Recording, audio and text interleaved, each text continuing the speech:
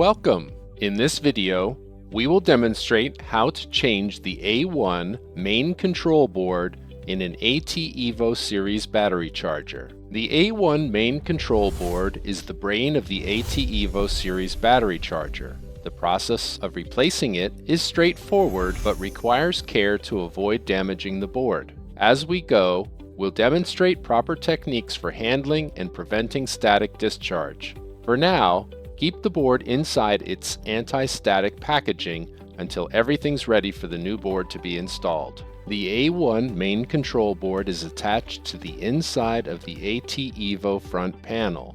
Many ATevo chargers will be equipped with just the A1 board.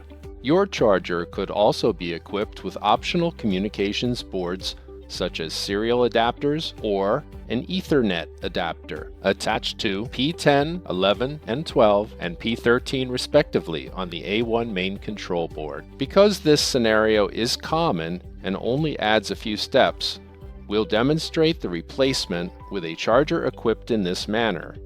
If your charger doesn't have communications boards, you can simply ignore those steps. Before beginning, shut down ATevo, then lock and tag the AC and DC power supplies to eliminate line voltages inside the enclosure. Leave the acrylic safety shields inside the ATevo chassis in place. While handling any printed circuit board, ground yourself with a wrist strap to ensure that static charge on your body cannot discharge and damage the board. It may be helpful to refer to detailed drawing JD5077-00, as well as service procedure JD5012-50, available from our technical support team as you perform this task.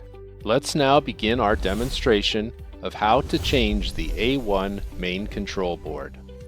The control board is mounted to the inside surface of the door on 4 plastic standoffs and 1 metal ground stud. If any user-installed wiring is connected to the control board or left side communication boards, for example, alarm wires connected to TB6, the common alarm relay, make a record of how this wiring is oriented before disconnecting it. Please note that the wires connected to TB6 may have a wetting voltage from an outside source. Remove the ribbon cable from the lower right edge of A1. Remove the nut from the ground stud on the lower left corner of A1. Keep it in a safe place for later installation of the new main control board. Compress the tab on each plastic standoff that supports and holds the A1 main control board and the standoffs that hold any optional communications boards. To do so, you may use a needle nose pliers or this tool that works even more simply, the outer shell of a Bic-style pen. Simply place the tool over the standoff and tilt the pen to compress the tab. We've found that A1 and any connected communications boards come off best together if you first loosen the connections on the communications boards. Once all boards are loosened, remove A1 together with the communications boards by pulling all the boards towards you until they all clear the standoffs. Now, remove the communication boards from the A1 main control board. While wearing a properly grounded strap, remove the new replacement A1 board from its anti-static bag, holding it by its edges. If you removed any communications boards from your old A1 board, carefully insert them onto the new replacement A1 board in the same position they were previously.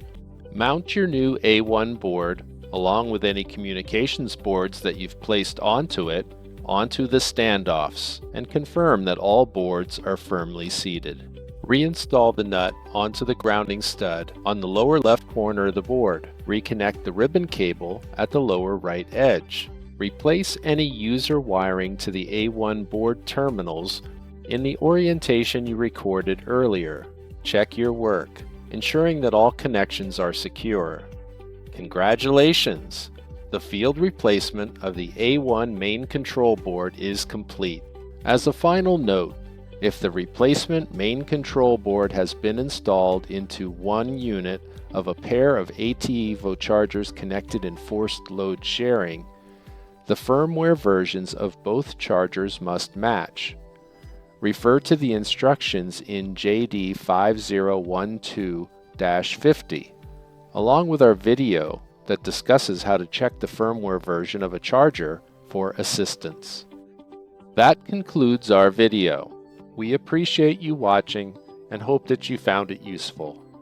If you have questions or feedback, please reach out to HindlePower through the contact form on our website to obtain service procedure JD 5012-50 and detailed drawing JD 5077-00, or to get assistance from our technical service team. We would love to hear from you. Have a great day.